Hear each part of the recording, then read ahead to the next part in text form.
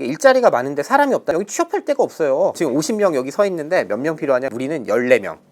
그 다음에 테슬라는 15명. 우리가 사실 사람을 덜 써도 된다. 10년 동안 생산직을 한 명도 안 뽑았어요. 조선소도 100대 1은 쉽게 가요. 정권이 바뀌면 이름표가 바뀌고 하던 거를 일단 엎으니까 떵떵거리던 조선소 힘들면 어때? 라고 생각하지만 이 문제가 사실은 다 연결되어 있다. 수도권으로 청년들이 올라오는 이유이기도 하고 와서 괴로운 이유이기도 하고 몇천 명씩 한해 퇴직하고 계시고 그 자리를 메꾸는 사람의 숫자는 3분의 1도 지금 되지 않는 정규직의 일자리들이 만들어지고 있고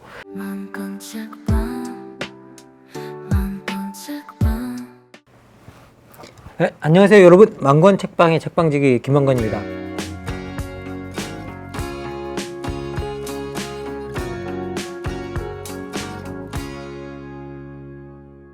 오늘은 저희 만권 책방에 좀 의미가 있는 날인데요. 왜냐하면 오늘이 바로 이제 10번째 책이고요. 그리고 그 10번째 책을 기념을 해서 저희들이 첫 번째로 이제 오늘 초대 손님을 모셨습니다. 사실 이제 이 책방을 이제 만권 책방을 열고 나온 다음에 첫 번째 이제 초대 손님으로 누구를 모셔야 될까에 대해서 좀 고민이 좀 많았었는데요. 최근에 저희들이 다루고 있는 뭐 기후, 인구, 디지털 전환 같은 이 주제와 관련해서 이분보다 더 지금 우리 경제와 연결시켜서 잘 설명해 주실 분은 없을 것 같다라는 생각이 들어서 주저함 없이 이제 제가 모시게 되었습니다. 사실 이제 우리나라 지금 현재 경제를 들여다보면 지방에서 핵심적인 경제 성장의 동력 역할을 해왔던 많은 제조업 도시들이 인구 감소와 디지털 전환 과정에서 이제 다양한 문제를 겪고 있습니다. 그리고 뭐 기후와 관련해서는요, 이 기후 변화가 우리한테 기회가 될지 아니면 뭔가 상실이 될지의 어떤 기로에 서 있는데요. 이런 이야기들을 그 누구보다 잘 풀어주실 분을 모셨습니다. 오늘 이제 여기서 보시면 여러분 이 책이 보이는데요. 울산 디스토피아 제조업 강국의 불안한 미래라는 책이 오늘 저희 이제 10번째 책이고요. 그리고 앞으로 제가 또 여러분께 한 권 더 소개해드릴 또 책도 있습니다. 그래서 이 책을 모두 쓰신 이 저자이신 이제 분인데 경남대학교 사회학과의 양승훈 선생님을 모셨습니다. 예, 안녕하십니까 선생님? 예, 안녕하세요. 양승훈입니다. 네. 선생님 간단한 자기소개 좀 부탁드리겠습니다. 예, 저는 양승훈이고요. 저는 지금 경남 창원, 예전에는 마산이었습니다. 마산 창원 진해가 합쳐 마창진이 이제 창원이 됐고 거기 창원에 있는 저는 경남대학교 사회학과에서 근무하고 있는 양승훈입니다.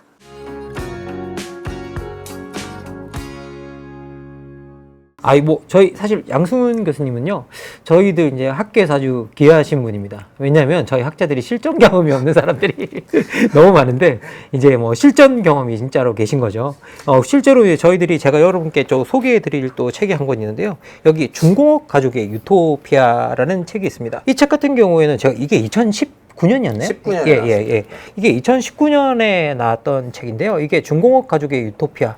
여기 보시면 산업도시 거제, 빛과 그림자라는 책인데요. 사실 우리나라에서는 그 이전에 이런 책이 있었나 싶을 정도로 찾아보기 드문 책 중에 하나였습니다. 하나의 도시를 가지고, 그리고 그 도시에 있는 사람들의 삶을 가지고 이제 우리나라 전체적인 경제 문제 이런 것들을 짚어냈던 아주 저희들한테 소중한 책인데요. 실제로 이제 그 양승훈 교수님께서는 여기 이제 거제의 조선소에 관한 이야기인데 실제로 조선소에 근무한 경험도 있다고 들었습니다. 예, 맞아요. 제가 2012년 1월 1일 날 이제 1월 2일 날 이제 출근 시작했고요.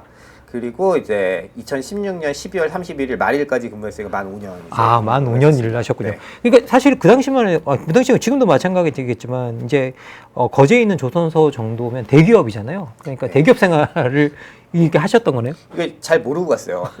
그냥 막 기자 시험도 보고, PD 시험도 보고, 대기업 시험도 그냥 막 봤는데, 붙은 회사 중에 이제 골라야 되는데 한 세 군데 정도 합격했었는데 저는 그냥 몰랐고 조선소가 뭐 하는지 잘 몰랐고요. 당연히 서울 근무인 줄 알았고 이러고서 이제 친구들한테 물어보고 부모님한테 물어보니까 여기가 제일 좋은 회사라는 거예요. 야 어떻게 붙었냐 이래가지고 했는데 그게 이제 대우조선해양이라는 회사였고 지금은 이제 하나오션인데 이제 그래서 합격하고 들어갔더니 배치가 이제 거제도 옥포조선소더라고요. 그래서 이제 옥포조선소에서 뭐 저도 서울서 나고 자라고 군 생활도 수도권에서 해가지고 서울 오고 싶은 마음 없었던 건 아닌데 거기서 이제 거제도에서 5년 지냈고 그러고 나니까 저는 사실은 이제 완전히 아무 연고도 없는데 이제 경남에 지금 한 15년째 지금 있네요. 아, 그걸 계기로. 그런데 제가 이제 말씀을 드렸지만 이 중국 가족의 유토피아 같은 경우에는요, 한국 사약회 학술상, 그 해에 학술상을 받은 책입니다. 한국 사약회에서 학술상을 준 책이고요. 그리고 한국 출판문화상 교양부문 수상작입니다. 그래서 이제 어떻게 보면 저희들이 학문적인 이야기를 이렇게 대중적으로 잘 교양부문에 수상했으니까 풀어냈던 아주 이제 훌륭한 책이고요. 그리고 그 외에도 뭐 다양한 공저도 있고 하지만 이제 선생님 오늘 딱 책 두 권으로 네. 이제 이 이야기를 해볼 텐데 특히 이제 그 울산 디스토피아 이건 제목이 좀 세요. 제가 보니까 예 처음에 저는 이게 유토피아를 잘못 썼나라는 생각이 들었었는데 이제 울산 디스토피아 왜냐하면 제가 알기로는 이게 울산이 사실 우리나라에서 소득이 제일 높은 도시 중에 하나로 알고 있었거든요. 그런데 여기에 디스토피아라고 쓰셨고 그리고 제조업 강국의 불안한 미래라는 제목을 붙여서 쓰셨어요. 그런데 겉으로 볼 때 아까 말씀드렸듯이 실질적으로는 가장 부자 도시 중에 하나인 울산을 이제 이렇게 디스토피아로 그려내는 글을 쓰게 된 이유가 이제 뭔지 좀 들어보고 싶습니다. 몇 가지 이제 얘기 굉장히 스토리가 많아요. 그러니까 일단 저는 처음에 이제 이게 중국 가족 유토피아고요. 여긴 디스토피아인데 유토피아는 사실은 있는 것 같은데 없고 신기루처럼 사라진 어떤 거라면 사실은 디스토피아는 사실 대놓고 굉장히 이제 나락으로 가는 것 같은 느낌이나 사실은 제가 이거는 원래 이 중국 가족 유토피아를 쓰고 나서 좀 지났는데 그때 제가 가진 생각은 뭐였냐면 거제는 조선업 하나만 가지고 진짜 요즘에 무슨 게임 용어로 하면 원툴로 정말 조선업 그쵸. 원툴로 가는 도시고 거기에 조선소 2개가 큰 조선소가 있어서 먹고 사는 도시니까 조선업 경기가 힘들면 여기는 어려울 수 있잖아요. 예. 근데 이제 울산 얘기를 사람들이 자꾸 물어보더라고요. 그러면 거제는 그렇다 치고 울산에는 조선도 있고 차도 있고 석유화학도 있는데 여기는 괜찮은 거 아니냐. 우리나라 3대 중공업이 다 있는 거네요. 3대 산업이 중공업의 주요 산업이 다 있죠. 저도 좀 궁금하더라고요. 그래서 제가 그때 코로나 때인데 이 중공업 가족 유토피아 나오고 나서 1년 동안 현지 조사를 좀 했습니다. 울산에 있는 분들이 좀 조사를 해봐라. 그래서 사실은 처음에 보고서 형태로 좀 쓰면서 근데 되게 가서 들여다 보니까 볼수록 좀 쉽지가 않겠다.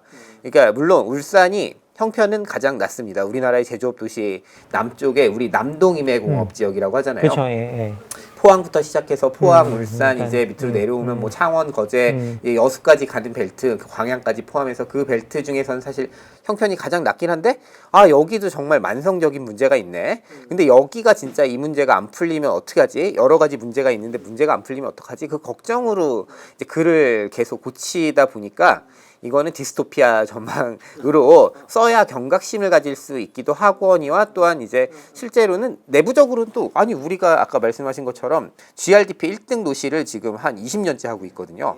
그러니까 가장 돈을 많이 벌고 그렇죠. 잘 쓰는 도시죠. 부자 도시 다 알고 사실은 2010년대 초반까지만 해도 울산 사람들이 뭐라고 자기들 울산을 불렀냐면 산업 수도다 이랬어요. 아, 산업 수도. 산업 수도 울산. 당연히 수도 울산. 그리고 뭐 거제 울산 여기서는 개도 10,000원짜리 물고 다닌다. 그렇죠. 이제 제가 거제에서 조선소 다닐 때 이제 선배들이 우리는 그 개도 10,000원을 물고 다니는 데다 이랬는데 사실은 울산에 갔더니 그 무슨 거제 가지고 그러냐.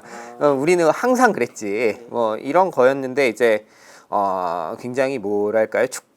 오랫동안 쌓여 있는 모순들이 굉장히 많고 이 문제들이 고질적이고 쉽게 타개가 안 되고 사실은 어떤 부분에서는 손쓰기가 어려운 부분도 많이 생겼고 근데 내부적으로 잘 몰라요. 그냥 왜냐하면 그냥 지금 회사 다니시는 분들 특히 정규직들은 그냥 그럭저럭 괜찮고 소비도 괜찮고 소득도 괜찮고 이러니까 이제 넘어가는데 그 문제를 짚어야 하고 또 하나 중요한 문제는 뭐냐면 울산이 힘들어지면 그 밑에 있는 그쵸, 뭐라고 해요? 1부 리그가 있으면 2부 이부 리그에 리그들이 있는 다 그 떠받치. 이 모든 이 산업 도시들은 얼마나 힘들겠나. 이 부분에 대해서는 비단 울산만의 문제가 아니고 이 전국적인 이슈로서 좀 다룰 필요가 있겠다. 이런 생각을 하면서 제가 이제 글을 쓰고 이제 고쳤던 거죠. 아, 예. 사실 이제 뭐 정말 비교를 잘 해주셨는데 여기 거제 같은 경우에는 정말 이렇게 조선 원툴이라고 한다면 여기는 우리나라 3대가 다 모이는 거잖아요. 그럼 뭐 하나가 어려도 나머지가 좋으면 이게 도시가 별로 그런 불황을 못 느낀다거나 이런 그렇죠. 상황이 그 만들어지죠. 내부적으로는 사이클론을 많이 얘기하세요. 자동차가 좀 안 좋을 때는 우리가 배를 좀 했고 예. 배가 좀 어려우면 우리는 뭐 그때는 석유화학이 괜찮으니까 정유나 예. 석유화학으로 좀 벌고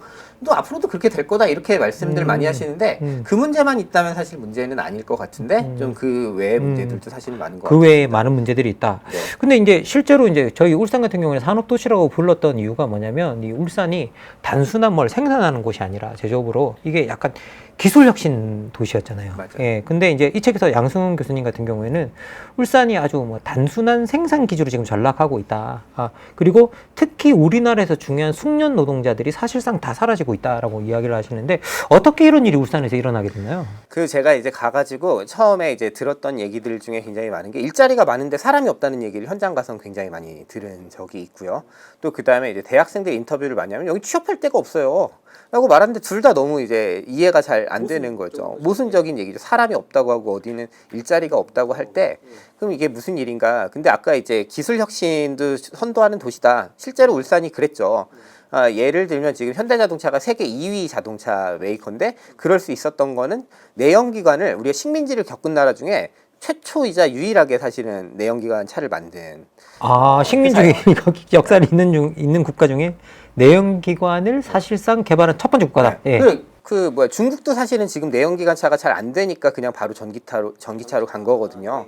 이제 그 정도로 이제 기술이 응축돼 있고 그게 현장 기반 혁신이었고 그 현장 기반 혁신이란 말은 사실은 우리가 조금 잘 봐야 돼요. 왜냐하면 현장 기반 혁신이면 거기 있는 생산직분들만 했냐 그게 아니고 사실은 공대 나온 친구들이 같이 협업을 하면서 기술 개발하는 사람들 도면을 그리고 실험을 한다면 그게 현장에서 실제로 구현되는지 실제로 타고 혹은 이걸 조립할 때 혹은 용접을 할 때 어떤 문제가 있는지를 같이 협의를 현장에서 같이 푸는 거를 우리가 현장 기반으로 기술 혁신 한다고 하거든요. 그 기풍이 있었는데 지금은 싹 날아갔고 그걸 어떻게 얘기할 수 있냐면 그럼 현대자동차가 사람을 안 뽑느냐 아니거든요.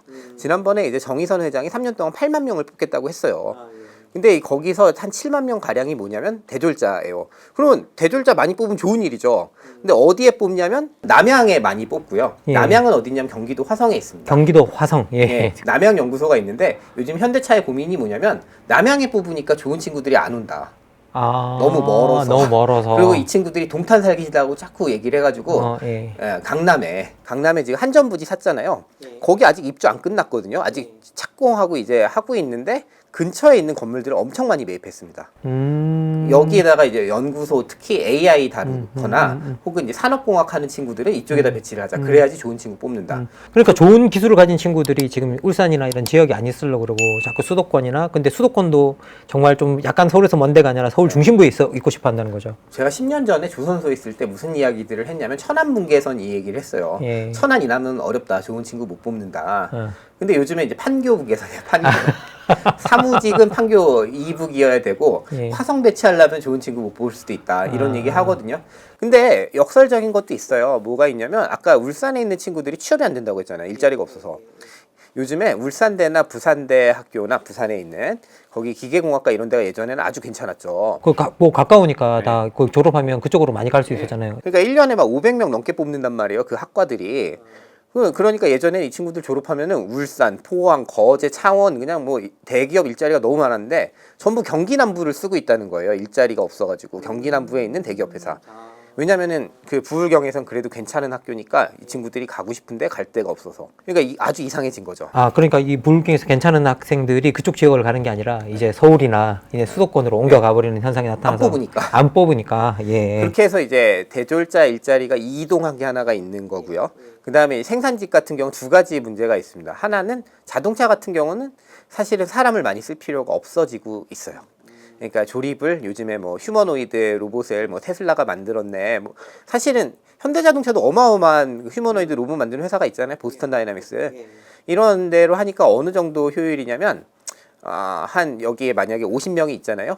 실제로 필요한 사람이 어느 정도 되냐면 제가 현대자동차 가서 들었던 얘기인데 몇 명 있으면 될 것 같아요. 이러더라고요, 저한테. 그 전체 공장에서 지금 예. 50명 여기 서 있는데 몇 명 네. 필요하냐 그랬더니 한 30명은 있어야 되는 거 아니냐. 그랬더니 아니고 우리는 14명. 그 다음에 테슬라는 15명. 그래서 우리가 사실 사람을 덜 써도 된다. 테슬라보다 오히려 사람을 덜 써도 되는 자동화 공장이다. 근데 왜 이렇게 사람 많잖아요. 그랬더니 뭐라고 하냐면 이분들 다 이제 정년퇴직 하신다. 그럼 우리 안 뽑아도 된다. 그러니까 그분들 정년퇴직하고 나면 그 정규직을 안 뽑고. 그 실제로 어떻게 됐냐면 2013년부터 2022년까지 10년 동안 생산직을 한 명도 안 뽑았어요. 현대자동차가. 정규직을. 정규직을 한 명도 안 뽑고 그러면 나머지는 다 뭐로 채우고 있는 거예요, 지금 다? 뭐 비정규직? 그러니까 예. 이제 비정규직 전환을 조금 했고요. 법원에서 그때 이제 그 불법 파견 판정이 나가지고 조금 전환을 하긴 했지만 별로 안 뽑았고, 그러다가 이제 사회적으로 이슈가 좀 되고 하니까 23년부터 700명씩 뽑아요. 근데 몇 명 퇴직하냐면 지금 2,000에서 3,000명 사이로 정년 퇴직하세요. 한 해에 2,000명, 3,000명 퇴직하는데 한 700명 정도 뽑고. 그럼 3분의 1이잖아요. 그러니까 딱 맞죠. 아까 말한 것처럼 실제로 필요한 사람 기준으로만 뽑으려고 하고, 뭐 그러면 왜 안 뽑아도 돼요? 그랬더니 아니 안 필요해요. 이렇게 얘기하는 게 자동차의 현장이라면, 사실은 자동차만 있는 게 아까 말씀드린 것처럼 조선소도 있잖아요. 조선소는 1,000명 정도 정년퇴직 하시는데 100명꼴로 뽑습니다. 그럼 10분의 1이에요. 그러면 이거 아니 조선소는 사람의 숙련이 그렇게 중요하고 용접사들의 기량이 중요하다며요 라고 물어보면 우리는 하청으로도 일 잘합니다. 이렇게. 하청도 너무 경험이 많아서 그런 거예요? 이제 하청을 이제 본격적으로 활용한 게 이제 90년대고 2000년대 많이 썼거든요. 그 전엔 조금씩 쓰다가 이제 자기들도 인이 100이고 20년 동안 이제 노하우가 축적돼서 하청을 써도 특별하게 차이가 안 납니다. 그리고 하청 업체들에 또 찾아가면 여긴 또 어떻게 하냐면, 원래 하청 업체도 안정적으로 다니는 정규직 같은 분들이 많아요. 그래서 그런 분들이 한 70-80% 있고, 그때 일이 급할 때 우리가 물량팀이라고 뉴스에 많이 나왔었는데, 단기로 하루하루 오시는 분들이 있어요. 일당으로. 그분들을 한 20-30% 썼는데 요즘에 그분들이 70%예요. 그러니까 작업에 인력이 많이 필요할 때 그분들을 이제 집중적으로 해서 물량을 투입하는 거군요. 예. 네. 그러니까 근데 이제 그분들 연배를 보면은 이게 나중에 미래가 어떻게 되지 싶어요. 왜냐면 이제 그 물량팀을 하시는 분들이 제일 어린 사람이 제 또래예요. 40대 중반이고 나이 많은 분들은 사실 60대도 많아요. 그러니까 제가 막내면 지금 90년대생을 거의 안 뽑았다고 하더라고요. 그리고 요즘에 좀 뽑을까 하는데 별로 안 뽑는데, 그러면 이 노하우 전수 문제도 있는 것 같고, 하청업체도 그렇고 원청도 그렇고, 그러면 여기는 이제 완전 하청으로 가는 거라면 좋은 일자리가 조선소도 안 생긴다. 조선소를 뭐 사람들이 가기 싫어해서 외국인 이주 노동자들 많이 쓴다 이 얘기를 했는데, 정규직 뽑는다고 하면 현대자동차만큼 사람들이 많이 와요. 현대자동차가 400명 뽑는데 12만 명 왔거든요. 생산직. 생산직에 400명 뽑는 12만 명. 예. 근데 조선소도 100대 1은 쉽게 가요. 조선소도 정규직만 뽑는다면. 이제 그러면 이제 이 문제가 생각보다 단단히 지금 꼬여 있고, 굉장히 그 꼬여 있는 상태가 오래 누적됐고, 그런데 이게 지금 뭐냐면, 이거를 도시 관점으로 잠깐 돌아와 볼게요. 그럼 현장에서 빠져나와-가지고 현대자동차에 퇴직하시는 분들이 1억 5천이 연봉이세요. 생산직 기준으로. 근데 이분들이 2,000명씩 나가면 3,000억씩 도시에 부가 비는 거죠. 그쵸. 근데 신규를 안 뽑아요. 그러면 이 도시가 과연 부자 도시냐 이게 있고, 조선소도 한 1억 2천 정도에 한 1,000명 나간다고 보면은, 그럼 얼마예요? 이것도 지금 1,200억이 그냥 비는 거잖아요. 근데 정규직 안 뽑고. 이러면 이 도시가, 이 소비가 전부 다 노동자들의 정말 근로소득으로 유지된 도시인데, 왕년에 그거는 이제 신기루처럼 사라질 수 있고, 거제만 막 이제 힘들다고 했지만 지금 울산이라고 그러면 상황이 쉬운가? 쉽지가 않다는 걸 그런 면에서 확인할 수가 있는 거죠. 그러니까 결국 고령화되어가는 추세가 이제 빨라지면 빨라질수록, 그리고 거기 퇴직자들은 점점 더 많아질 거고, 그러면서 울산이라는 도시의 미래가 사실은 노동소득으로 유지가 되는 도시인데 노동소득이 뜨게 되고, 그러면 노동소득이 뜨면 자연스럽게 소비가 줄게 되고, 소비가 줄면서 울산 경제가 축소되는 이제 미래가 그렇게 보인다는 거죠. 연금생활자의 도시가 되는 거죠. 지금도 이제 그 하청화하고 그 다음에 정규직을 많이 안 뽑다 보니까 조선업이 지금 호황이 왔어요. 사실은 사이클상도 호황에다가 지금 이제 중국을 견제하려고 미국이 마스가 프로젝트 이따가 좀 얘기를 하겠지만, 뭐 그런 거 해가지고 일감이 많아요. 사람을 많이 써야 돼요. 근데 거기 있는 이제 울산은 방어진이라는 지역, 전화동, 그러니까 울산 동구 지역이 이제 조선소가 이제 2개가 있는 건데, 미포조선하고 현대중공업 조선소가 있는 건데, 거기 있는 상인들 만나면 다 울상이세요. 뭐 근데 그 왜 울상이세요 이렇게 하면은 뭐 그 일이 많다더니 뭐 돈 쓰는 사람은 없다. 그죄 외국인이다. 근데 외국인이 문제는 아니에요. 외국인을 많이 쓰게 됐고 이분들은 우리가 파독 광부처럼 간 것처럼 당연히 국내 송금하고 이러니까 구매력은 없고 그러면 사실은 이 문제는 정규직을 어느 정도는 좀 뽑아줘야 이 호황을 누릴 수가 있는데 지금 그게 그렇게 잘 안 가는 거죠. 기업은 당장의 이익의 관점에서 값싼 외국인 노동자를 쓰게 되는 거고 그러면서 기업은 또 정규직을 계속 안 뽑게 되고 나이 든 사람들은 나가고 젊은 인구는 3분의 1 정말 필요한 인구밖에 뽑히지 않는 그런 상황이 만들어지면서 지금 현재 악순환이 뭔가 맞물리고 있는 그런 구조네요. 야, 그런데 이게 생산 기지로서 이제 이게 전락하는 건 울산이 이제 아까 제가 말씀드렸듯이 이게 울산뿐만 아니라 여수나 포항 같은 도시도 이제 겪는 이게 문제일 거 아니에요. 근데 이렇게 우리나라 도시들이 이제 위기를 맞는 데는 가장 중요한 원인 중에 하나가 청년 인구 유출이라고 이제 선생님께서는 이제 그렇게 이야기를 하셨는데 실제로 이제 여기 제가 이제 선생님 책을 읽다 보니까 울산이 원래 산업 가부장 도시라고 표현을 하셨고 이 산업 가부장 도시가 결국은 청년 위기와 연결이 되고 있다라고 표현을 하셨는데 이게 어떤 건지 좀 설명해 주셨으면 감사하겠습니다. 예, 이게 뭐 복잡한 얘기 같지만 간단합니다. 인구 관점에서 보면은 모든 지방의 인구는 어떤 방식으로 빠진지를 우리가 이해를 해야 되는데요. 만약에 100명이 만약에 인구 유출이 있으면 그 중에 70%는 청년입니다. 청년이라는 것은 우리 청년기본법 때문에 19세부터 34세. 그 중에 70%가 여성이에요. 70%가 여성. 그러니까 절반이 예, 청년 예. 여성의 유출로 벌어지는 예, 예. 일이에요. 그러니까 우리가 이제 마스다 히로키가 쓴 그 마스다 보고서를 가지고 지방 소멸 이야기할 때 이제 여성 인구가 부족하다. 청년 여성 인구, 가임기 여성 인구, 저는 가임기 여성 이렇게 쓰는 거 좋진 않지만 어쨌든 청년 인구가 있어야 지역이 부양이 되는데 그게 안 되는 걸 지방 소멸이라고 정의하거든요. 노인 인구는 많은데. 근데 이제 여기는 일본은 뭐랄까 자연적으로 늙고 있다에 가까운 느낌이에요.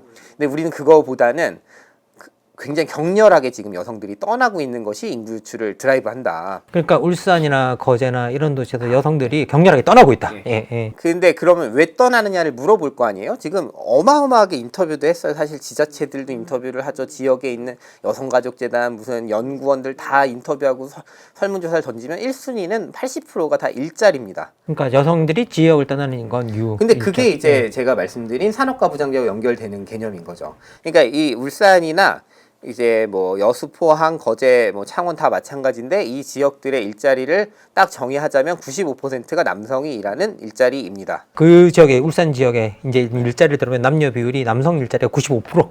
예. 주력 산업을 어디를 찍어도 창원이 조금 나요. 그래서 창원이 자랑을 했는데 88% 정도가 남성. 여성 일자리가 12%라고 자랑을 한다. 예. 그러니까 주력 산업이 다 그런 식으로 돌아가고 예. 그랬을 때 이제 그게 근데 원래 잘 돌아갔죠. 왜 잘 돌아갔냐면 남성 혼자서 생계부양자가 되는 거였죠 예전에는. 뭐 그리고 또 숙련 노동자가 되면 정말 1억 넘게 벌었으니까. 예. 뭐 그러면 이제 여름에 뭐 조선소 같은데 2주 휴가면 그때 다 해외 나가서 갔다 오고 뭐 주거비 비싸지 않으니까 남편 벌이로 정규직이면 살만했는데 아까 말씀드린 것처럼 정규직 안 뽑죠.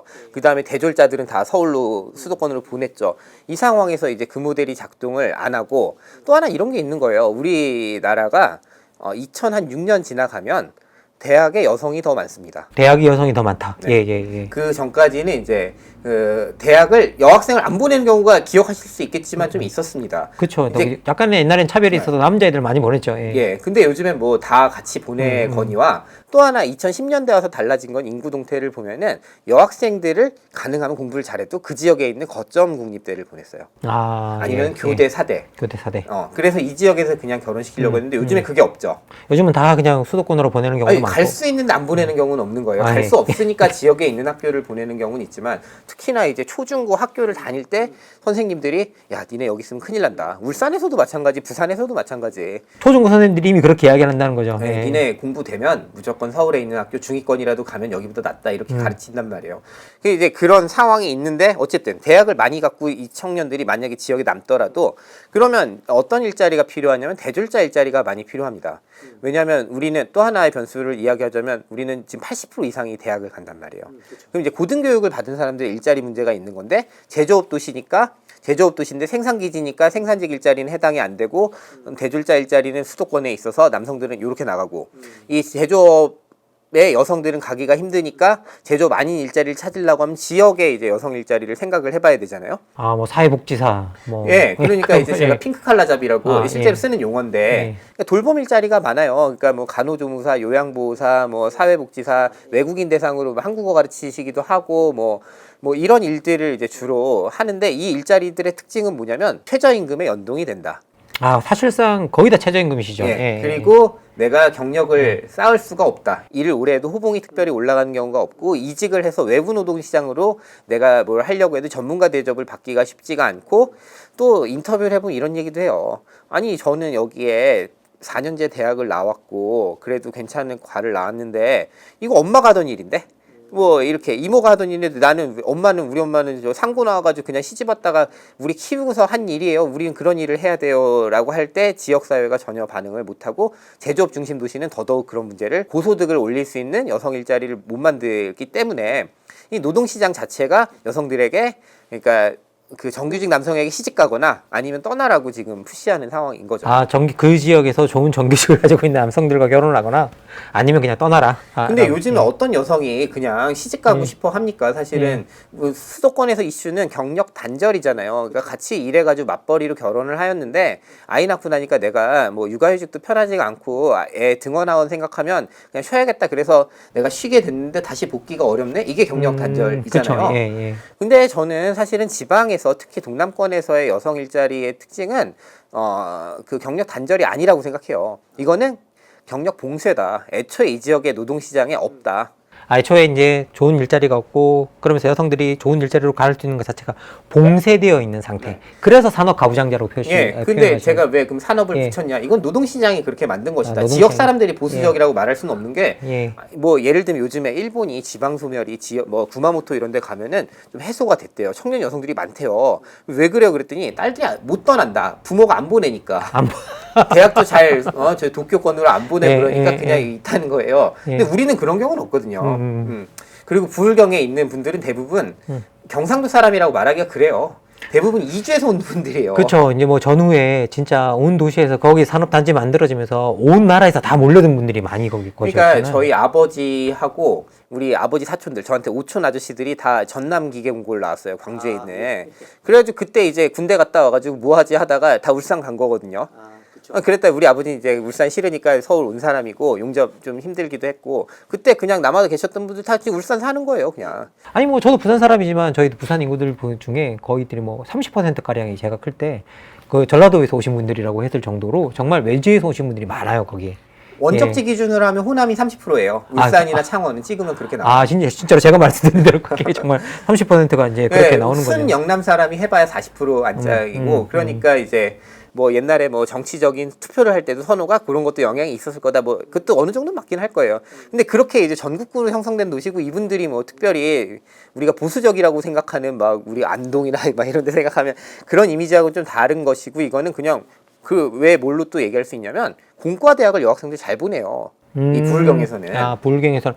그리고 전 그 말도 들었어요. 실제로 이분들이 되게 개방적이라 가지고 외지인들이 와서 정착하기가 상당히 쉬운 도시라고. 그러니까 울산의 텃세 들어본 분 없고요. 포항 텃세? 무슨 말이야? 뭐 이제 이런 게 있는 거죠, 사실은. 근데도 이게 노동시장에서 뭐 여성 인력을 특히 주력 산업은 아예 안 쓰려고 하고 관행적인 거죠, 이게.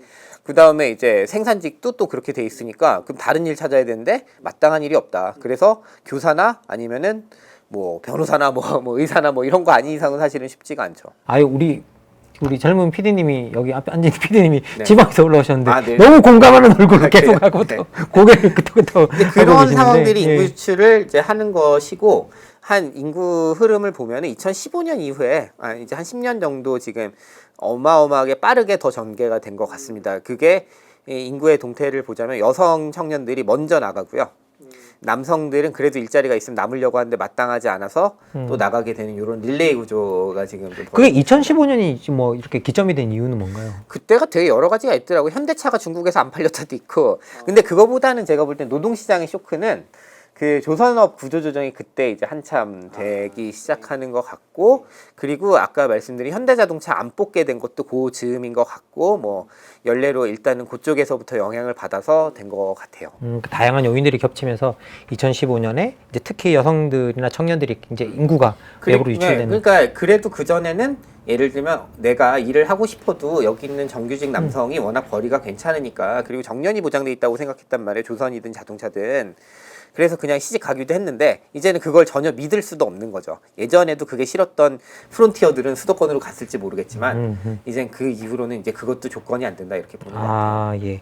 아니 뭐 실제로 이제 저희들이 청년 문제 이야기 늘 많이 할 때 사실 저도 이제 여러분께 솔직히 고백을 드리자면 저도 어디 가서 청년 이야기하고 지방에 청년이 없어지고 인구가 감소되고 특히 울산 같은 부자 도시에서도 인구가 줄어들고 있는 이유가 청년 유출이다. 뭐 이제 이런 이야기를 저도 하고 있는데 사실 그 이야기 출처가 여기예요.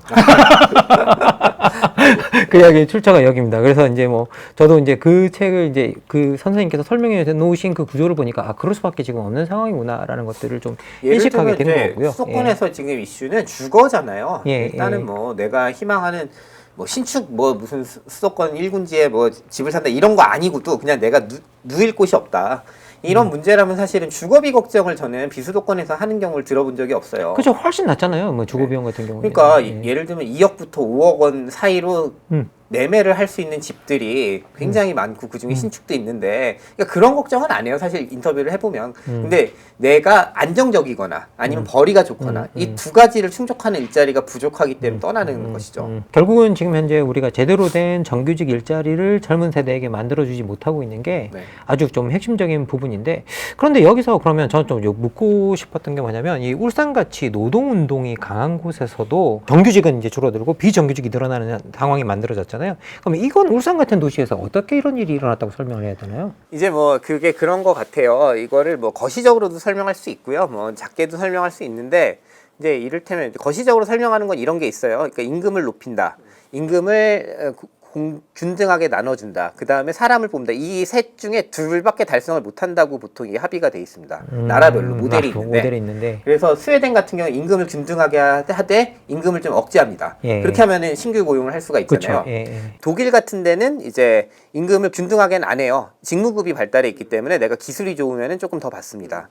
그러니까 기업도 사람을 좀 많이 뽑죠. 잘한 사람 많이 주는 거는 기업은 뭐 전혀 그게 없으니까. 근데 우리는 이제 조합원들 간에 이제 임금 균등화는 돼 있죠. 같은 조합원이면 같이 호봉제로 올라가니까요. 같이 보너스도 같이 받고. 그리고 사실 임금 인상도 엄청 성공했죠. 그렇죠. 그래서 이제 우리나라에서 상위 이제 10% 안에 들어간 노동자들이 생겨난 건데 그랬더니 이제 잘 고용이 안 된 것이다라는 해설이 이제 구조적인 그 해석이고요. 그 과정 속에서 몇 가지 실패들이 있었던 것 같아요. 그러니까 이게 자동차 같은 경우는 이제 저런 게 있습니다. 자동차는 이게 독일이 왜 그럼 임금을 많이 줘도 되냐면 엄청 공부를 많이 해야 돼요, 노동자들이. 그러면 공부를 많이 한다는 건 숙련 노동자들인 거죠. 예, 숙련 노동자가 되기 위해서 기계공학 거의 박사 수준을 만들어요. 그러니까 자격을 내가 따는 것도 있고 자격증으로 용접이나 뭐 조립을 자격을 따는 것도 국가 표준으로 하는 것도 있지만 공부를 많이 해서 우리가 뭐 여러 가지 제도가 있잖아요. 그 아우스 빌딩인가 뭐 이런 거 해서 중간에서 이제 그 학위를 받게 하는 요런 제도까지 설계해서 우리가 이제 그 유한 킴벌리나 포스코 같은 데가 교육 많이 시킨다고 유명하잖아요. 그런 모델이 사실은 독일의 모델입니다. 그러니까 그러면 기업은 메리트가 있어요. 신차를 할 때 엔지니어들, 대졸자 석사 이상 요 사람들 하고 요 사람들 같이 일하면 훨씬 빨리 개발하고 훨씬 품질이 좋고 뭐 양산차를 더 빨리 만들어. 요런 게 있으니까 사실은 고용의 유인이 있었던 것 같은데 우리는 그런 거를 할 때 사실은 교육 체제에서 노동자들이 이탈을 합니다. 이거를 그럼 하면 교육 체제에 이탈한다고요? 이거를 다 우리 근무 시간으로 쳐줘. 휴무일에 이런 교육은 받을 수 없어. 그러니까 그거에 대해서 포스코 같은 데 양보하는 거거든요. 상호간에 양보를 해서 이만큼은 휴무 인정, 이만큼은 근로 인정 이렇게 해가지고 이제 하는 거랑 우리는 그런 체제로 이행을 좀 안 됐고 노사 관계가 워낙 안 좋고 교육도 안 받을 거고 우리 매번 파업 뭐 관행적으로 파업하니까 뽑지 말자라고 하면서 90년대 내내 자동화를 아까 말씀드린 것처럼 로봇을 자동화를 굉장히 높은 수준으로 했고 세계 1위 수준의 사실은 자동화 작업장이란 말이에요. 사실 우리나라가 로봇 밀집도 같은 거 보면 세계 1위잖아요. 그거 다 현대자동차가 주도한 거거든요. 이제 그런 식으로 되니 이제 자연스럽게 갈등 상황이 됐을 때 회사는 그냥 돈을 많이 줘라. 임금 많이 주는 건 상관없는데 대신 우리 안 뽑아도 되는 체제를 만들자가 사실은 20, 30년 동안 벌어진 일입니다. 현대자동차 같으면. 그러면 현대자동차 같은 경우에는 숙련 노동자들이 그 소위 기업이 더 이상 사람을 뽑지 않고 대신 임금을 많이 줄게. 근데 더 이상 사람 뽑지 않겠어라는 거에 노동자들이 동의를 한 거네요. 그 동의라기보다는 그 순간에 이제 둘 중에 하나 골라야 될 때 임금을 올해는 조금 덜 받고 조금 뽑자고 회사에다가 이제 의제로 단협 의제로 놓자 이런 게 이제 후순위로 밀린 거죠. 자꾸 이제 그런 게 후순위로 밀려가고. 야, 그러면 결국은 이제 이게 큰 문제가 뭐냐라고 하면 회사 같은 경우에는 숙련 노동자들을 기계로 대처하는 상황이 만들어지면 이게 노동자들이 협상력이 떨어지잖아요. 그렇죠. 요즘에 그러니까 협상력이 지금 쉽지가 않은 상황이 많이 온 것 같고 예를 들면 뭐 미국에다가 지금 관세 때문에 많이 공장을 짓겠다고 하잖아요. 이거 원래 다 조합하고 단협 사항이에요.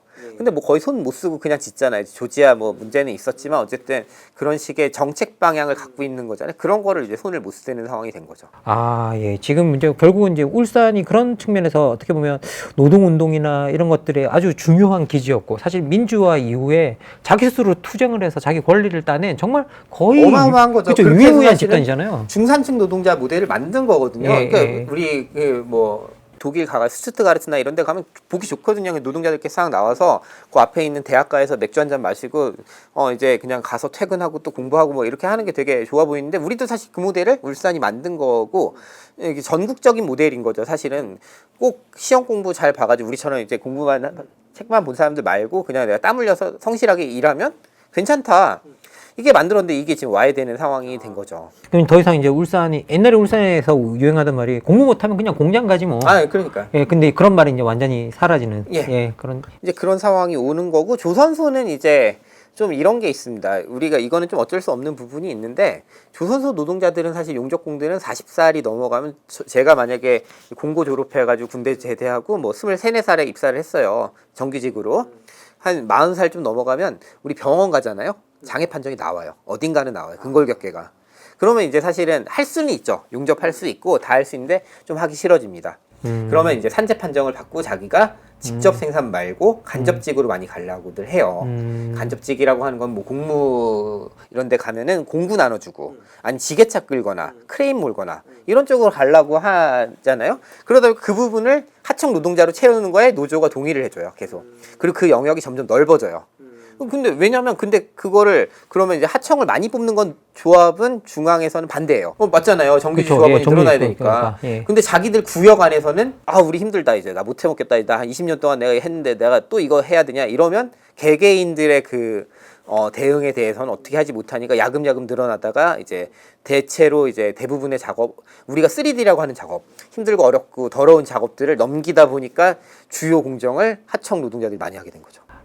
지금 이제 어떻게 보면 이제 그 뭐 울산이나 뭐 거제나 이런 조선소가 있는 곳이나 조선소는 조선소만의 또 특징이 있고 또 현대자동차 같은 경우에는 이게 또 이 조선소 같은 경우는 숙련이 진짜 필요한 건데 숙련 노동자들이 이제 그런 어려운 일을 벌이면서 이런 일이 일어나고 있는 거고 여기 현대자동차 같은 경우에는 아예 정말 아이러니하게 숙련이 필요 없어지는 공장이 되어가는 현상이 책에다가 그래서 만들어지고 무숙련 있고. 작업장이다. 아, 이게 무슨 뭐 작업장. 별로 안 중요하다 그냥. 그리고 뭐 예. 농담처럼 하는 얘기가 그냥 거기 보시는 그 분들 내일부터 이제 출근하면 오전에 교육받고 오후부터 뭐라도 할 수 있다고 뭐 이렇게 얘기하는데 농반 진반인 거죠. 아니 우리는 항상 그렇게 생각하잖아요. 숙련도와 비례해서 임금이 높아지는 거다라고 생각하는데 지금 무숙련 작업장이 되어가고 있다는 말. 그러니까 이제 그 과정을 자체가, 이행해 예. 버린 거예요. 지금 사실은 예. 경로를 이제 좀 다른 경로로 바꿔야 되는데 조금 어느 정도는 이탈한 상태입니다 지금. 그게 수정될 가능성은 있나요? 그렇게? 그걸 잘 모르겠어요. 근데 이제 예. 저는 뭐 이런 건 있어요. 우리나라 인구가 대졸자 사회여서 문제다라고 이제 예전에 이제 그 산업사회학 하시던 분들이 말씀을 많이 하세요. 그러니까 그냥 고등학교만 나와도 생산직 하고 이래야 되는 거 아니냐. 근데 이미 이 정도 왔으면 저는 오히려 대졸자 일자리를 어떤 방식으로 배분하느냐가 더 중요한 문제가 돼버린 거 아닌가. 그러니까 울산에서 생산직 일자리가 줄어드는 거는 다 대학도 많이 가기도 하고 그러니까 어느 정도는 받아들이더라도 그럼 대졸자 일자리로서 이제 사실 고학력인 사람들이 지역에 있어야 또 지역이 생기가 있기도 하고 그 사람들이 일할 수 있는 기업들이 생겨나야 또 그러니까 지역에 활기가 생기기 때문에 그런 부분에 저는 오히려 집중하려고 요즘에 하는 편이에요. 안 되는 걸 되게 하는 거는 모르겠어요. 물론 그럼에도 최소한의 숙련, 자동차 공장도 그러니까 말은 안 하지만 숙련도가 많이 필요한 작업들이 있어요. 사실은 있고 조선소는 말할 필요도 없고 그렇다면 이 필수 인력에 대해서는 훨씬 예전보다 좋은 처우를 주면서 정규직을 늘리는 거는 요거는 잘 정책을 짤 필요가 있다 이렇게 봅니다. 아니 그러면 이제 울산이 우리 지금까지 이야기해 왔는데 사실 울산이 걸어간 길이 울산이 처음은 또 아닐 거잖아요. 네. 해외 같은 경우에 이런 사례들이 분명히 전 있었을 거라고 좀 생각이 드는데 그러면 이를 극복하려는 시도가 좀 있었는지 이제 그런 것들이 해외 사례가 있으면 좀 이렇게 한두 개 설명해 주시면 감사하겠습니다. 이게요 그런 거 같아요. 제조업을 하다가 제조업을 관뒀다가 한참 지나서 복원은 어려운 것 같아요. 아 제조업 도시가 한참 간뒀다가 다시 제조업으로 돌아오기는 너무 어렵다. 그러니까 예를 들면 뭐 디트로이트 같은 데가 자동차 공장을 하다가 최소 물량만 남기고 안 하고 나니까 다시 하기가 이게 쉽지가 않더라. 피츠버그도 마찬가지. 철강을 하다가 그 제철소를 꺼버렸다가 다시 여기서 제조업을 하려고 하니까 어려운 것 같고 이제 이런 문제가 있기 때문에 오히려 미국은 그래서 좋은 모델이 되기가 쉽지가 않고 미국이 이번에 마스가를 하면서 조선소를 하는데 생산성을 지금의 한 30배 정도를 내야 돼요. 아 지금 30배를 내야 된다고요? 지금은 그러니까 1년에 10척 정도를 하는데 사실은 중국하고 맞설 수 있는 해군 함대를 만들려면 뭐 100척, 300척 이렇게 해야 돼요, 지금. 근데 이제 그걸 어떻게 할 거냐 이거죠. 왜냐면 이게 그냥 설비만 산다고 되는 게 아니고 숙련이 두 가지 숙련이 있단 말이에요. 생산직들 숙련 너무 중요하고요. 조선소는 또 도면을 잘 그려야 돼요. 엔지니어들이 굉장히 중요해요. 그러면 근데 제조업 그 제조업 숙련 노동자들 그리고 엔지니어 하는 엔지니어들의 네, 숙련 노동자들. 예. 그러니까 이제 근데 미국은 문제가 뭐냐면 예를 들면 생산직들은 우리도 똑같은데 쿠팡 가려고 하고 미국에서 아마존 가려고 한단 말이에요. 그냥 물류센터에서 남성들은 그냥 그렇게 일하려고 하고 이게 조선소든 뭐 자동차 공장이 지루하단 말입니다. 기본적으로 제조업 노동은 지루하고 단조로운 걸 매일 똑같은 곳에 가서 반복하는 작업이라고 볼 수가 있는데 안 하려고 합니다. 그리고 위에 선배들이 아버지든 뭐 아니면 삼촌이든 아니면 아는 형이든 누가 있어야지 이제 아 저렇게 가서 하면은 내가 괜찮은 직장이야라고 여길 수 있는 롤모델이 있어야 되는데 한 5, 60년, 70년을 쉬고 나면은 쉽지가 않은 거죠. 조선소들은 한 70년 쉬었고요. 자동차 공장 한 30년 쉬었고. 아 지금 뭐 디트로이트나 피츠버그 같은 데 보면 그렇게 뻥 뜨게 되면 그것들을 다시 시작하기 너무 쉽지 않다. 그리고 엔지니어는 문제가 뭐냐면 미국이 공대가 좋죠. 미국에 예. 좋은 공대 다 모아놨는데 이 친구들은 실리콘밸리 가야죠. 아니 썬벨트 가야죠. 아니면 동부에 뭐 월가 와가지고 그 데이터 엔지니어링 해야지 거길 왜 갑니까? 예. 그러니까 인재 구하기 너무 힘든 상황이 돼버리기 때문에 그 전에 일정한 수준의 모델을 유지해야 되는데 그런 게 되는 나라가 사실은 아까도 얘기했지만 독일이나 북유럽들이 그런 모델이 된 거예요. 북유럽이랑 독일에도 조선소가 많았는데 조선소 철거할 때 그 전에 엔지니어들을 분사시켜서 엔지니어링 컴퍼니를 만들어주고 그런 도면 팔고 가서 시공 도와주고 감리하고 이런 거를 많이 했고요.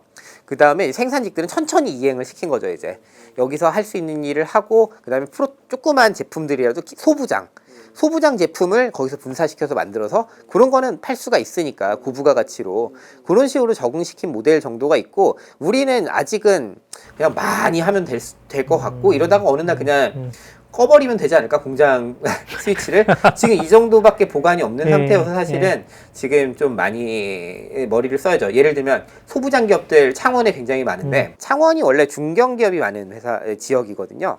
이런 데들을 좀 발전시켜 보고 스마트 팩토리랑 연결해서 대졸자 많이 뽑고 생산직은 예전만큼 못 뽑더라도 대졸자를 많이 뽑게 한달지 뭐 이런 식의 보관을 써가면서 예전에 계셨던 분들은 뭐 독일처럼 공부를 많이 해가지고 진짜 기계 전문가를 만들어 주든지 뭐 이런 이제 모델을 만들어야 하는 상황인 거죠. 그러니까 지금 현재 도시 전환을 사실은 신속하게 하긴 해야 되지만 핵심은 제조업 도시를 다른 유형의 도시로 바꾸는 게 아니라 제조업 일자리도 그 안에서 딱 지켜내야만 제대로 된 전환이 이루어진다는 거예요. 그래서 예전에는 이제 그 정치학자나 사회학자들이 항상 탈산업화 이렇게 말씀니다. 요즘에 그 말하면 혼나요.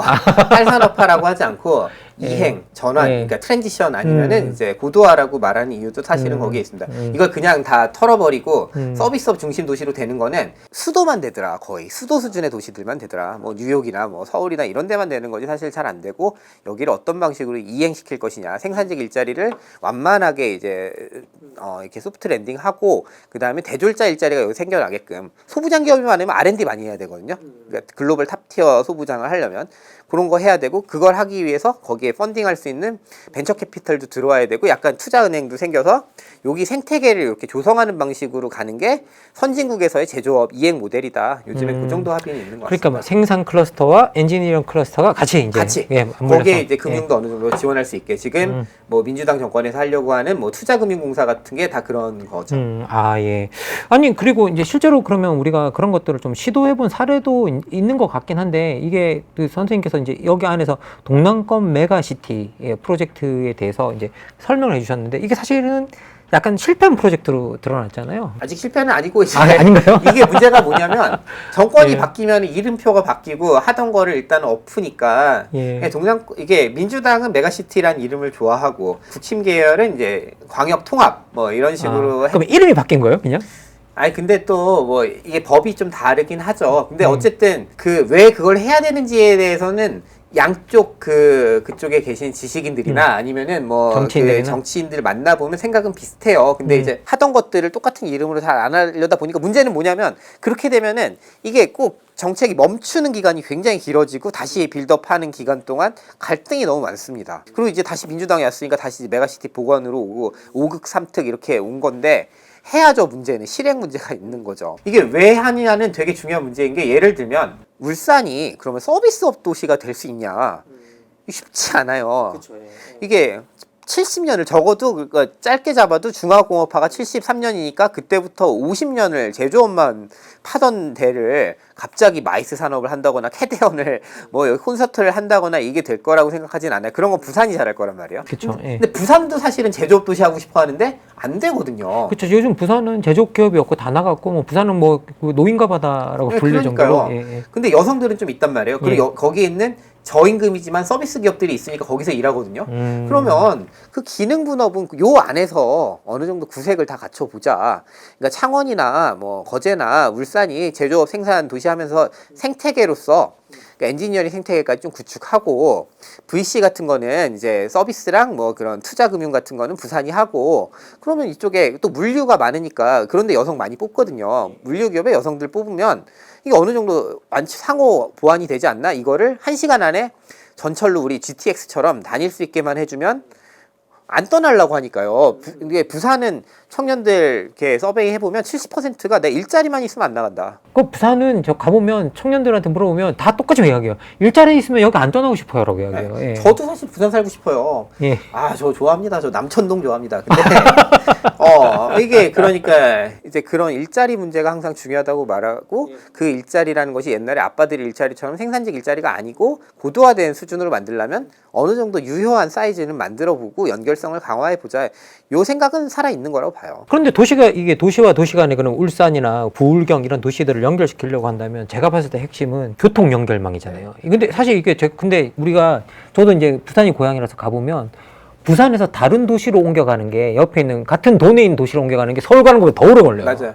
이게 뭐냐면 저희 학생들이 창원 친구들이잖아요. 이 친구들이 부산에 취업이 되면 사실은 서울로 치면은 무슨 미사 신도시 이런 데 사는 거예요.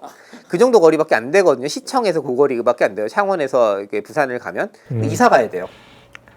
그 교통편이 없어서. 교통편이. 왜냐면 이제 이게 이동을 어떤 방식으로 하냐면 터미널을 가야 돼요. 일단 대중교통을 시내 버스를 타고 거길 간 다음에 그 인터벌 20분씩 되는 버스를 타고 또 내려서 터미널에 내려서 그 다음에 지하철을 갈아타야 되니 그러면 아침에 6시에 출발해야 되고 퇴근하면 바로 집에 와야 돼요. 그러니까 같이 뭐 회식도 못하고 같이 식사도 못하고 그러고 와야 되니까 결국 이사를 가는 거예요. 근데 이제 수도권으로 치면 다 통근권이거든요. 제가 농담으로 하는 말이 홍대 입구에 파주랑 판교랑 뭐 인천에 있는 친구들이 술을 먹어요. 몇 시까지 있을 수 있을까? 제가 볼 때 11시는 충분해요. 예. 그쵸. 보통 뭐 11시까지는 충분히 있을 수 있죠. 근데 양산과 예를 들면 김해와 창원에 있는 친구가 해운대에서 술 마시면 얘네는 8시에 가야 돼요. 예, 아니 뭐 사실 이게 근데 이게 그렇게 그 친구들이 연결하는 연결망이 없다는 건 사실상 물류 네트워크도 가능하지 않다는 거예요. 그러니까 도로는 잘 돼 있습니다. 도로는 잘 돼 있어요. 육상 운수는 잘 돼 있는데 사람을 움직이는 게 사람은 사실은 이제 그 모터는 끝난 것 같아요. 제가 볼 때는 차보다는 전철이거든요. 트램이든 뭐 모노레일 다 좋은데 어쨌든 지하철과 전철과 이제 그 광역 전철인 거죠. 전동 열차가 굉장히 중요한데 전동 열차가 지금까지 사실은 성공한 프로젝트가 비수도권에서요.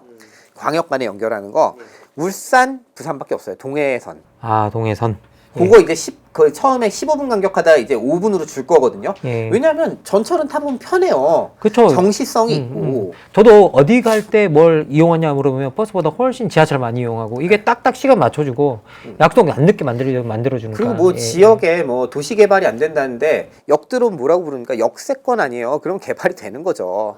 전철역은 되는 거고 사실은 활기를 그런 방식으로 불어주고 도보로 이동할 수 있게 대중교통으로 이동할 수 있게 만들어주면 저는 한 거제에서 해운대까지 1시간 안에만 전철로 다닐 수 있게 해주면 전 지역에 대학 많고 일자리도 이제 창출할 여력이 있고 하니 저는 이 동남권 전체로 보면 괜찮다. 근데 지금까지 만들어온 관성, 그러니까 아빠들이 생산직 가가지고 내 식구를 먹여 살리고 대학을 나와서 대졸자 일자리 없고 이런 방식으로 가는 거는 답이 없다. 이렇게 보는 거죠. 아, 예, 알겠습니다.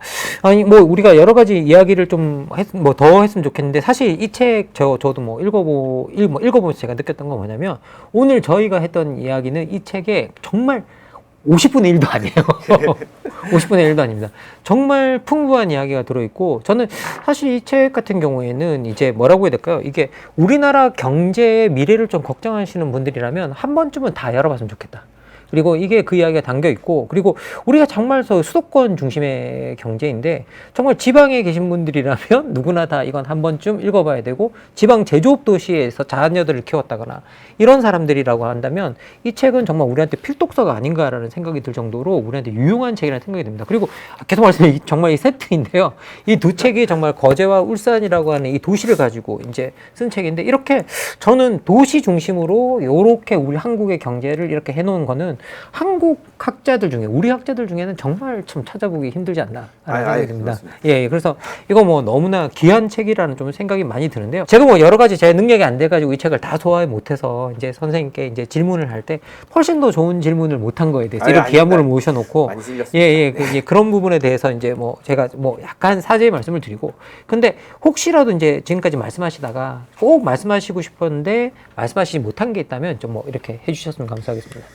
제가 이제 이런 게 있는 것 같아요. 예전에 거제 이야기를 할 때도 그렇고 울산 이야기를 할 때도 그렇고 이제 그 얘기를 하다 보면은 그래 뭐 지방 힘들지 그냥 이렇게 끝나는 경우가 많아요. 서울에 있는 사람들이 느끼는 그 감도는 굉장히 다른 것 같아요. 이게 전체 문제가 아니고 예전에 그냥 조선소 잘 돼서 떵떵거리던 조선소 뭐 거제 뭐 울산 사람들 혹은 뭐 그 귀족 노조 그냥 이렇게 생각하고 그 사람들 뭐 그냥 힘들면 어때라고 생각하지만 이 문제가 사실은 다 연결되어 있다. 수도권으로 청년들이 올라오는 이유이기도 하고 와서 괴로운 이유이기도 하고 일자리 문제가 그런 방식으로 얽혀 있고 또 거기다가 우리 사회가 고학력화가 됐기 때문에 벌어진 일이기도 하고 여성들이 사회적으로 많이 진출했는데 그것들을 받아낼 수 있는 역량이 지역적으로 어마어마한 차이가 있다는 측면에서도 이제 문제가 있는 거고 우리가 이제 제조업이 잘 되는데 일자리가 안 되는 문제하고도 다 연결이 되어 있기 때문에 한번 같이 펼쳐놓고 좀 살펴보시기를 수도권에서 내가 왜 괴로운지 혹은 내가 왜 이러이러한 문제들을 이야기하는지와 연결해보면 다 짝이 있는 이야기들이다 이 말씀을 좀 드리고 싶습니다. 뭐 사실 수도권에 사시는 분들은 수도권에서 괴로운 중요한 이유 중에 하나가 또 지방의 인재들이 다 수도권으로 또 몰려오잖아요.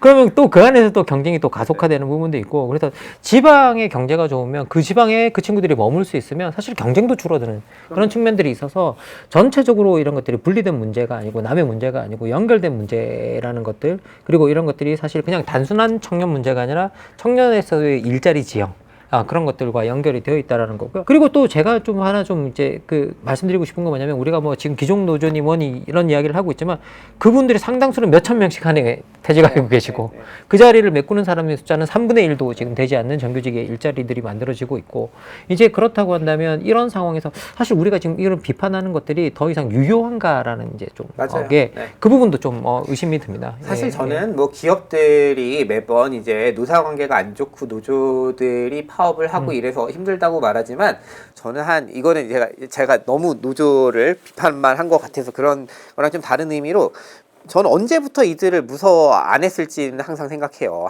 제가 보기에는 30년 정도는 별로.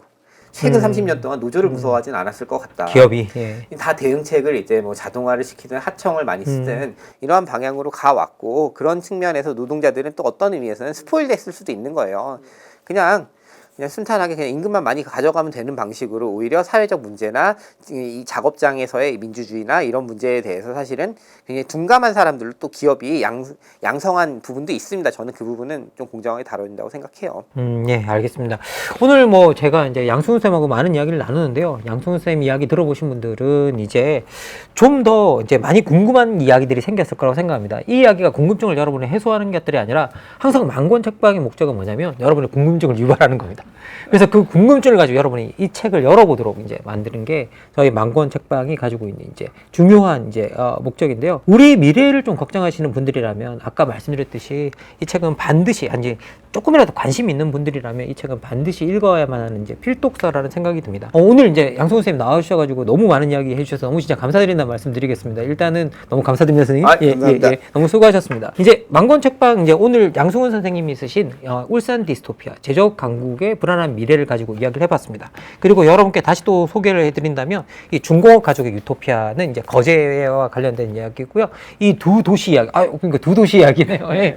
이 두 도시 이야기가 우리 한국의 미래, 이제 우리 한국 경제의 미래, 특히 지방에서의 제조업의 미래 같은 부분들을 아주 명확하게 이야기해주고 있다는 생각이 듭니다. 그래서 여러분들이 이 책을 읽어보셨으면 좋겠고요. 우리 계속 저 느끼지만 우리 앞에 있는 우리 젊은 PD님이 계속 고개를 끄덕이고 있는 걸 보면서 이게 우리 지금 청년들이 맡고 있는 현실이구나라는 이제 생각도 듭니다. 오늘처럼요, 저희 만권책방은 이제 뭐 한 달에 한 번이라도 좋은 초대 손님을 모시고 이제 계속 이야기를 좀 이렇게 해보려고 합니다. 정말 한국에 탁월한 학자분들이 많으시고 그 이야기들을 대중적으로 쉽게 잘 풀어놓는 이제 분들이 많으시거든요. 사실 이 양승훈 교수님의 이 책만 해도 학자가 쓴 대중서인데 이렇게 말하면 그렇지만 정말 많이 팔렸어요.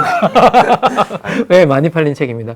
그만큼 어떻게 보면 그걸 설득력 있게 이제 풀어놓고 있기 때문이라는 생각이 듭니다. 앞으로 만권책방은요, 이렇게 탁월한 필자들이 쓴 좋은 책으로 여러분들을 계속 찾아뵙겠습니다. 오늘 이야기가 이제 좋으셨다면 좋아요, 댓글, 구독, 알림 설정 부탁드리겠습니다. 오늘 이제 많이 들어주셔서 감사하고요. 양승훈 선생님 다시 한번 감사드리면서 이야기 마치도록 하겠습니다. 예, 감사합니다. 예. 감사합니다.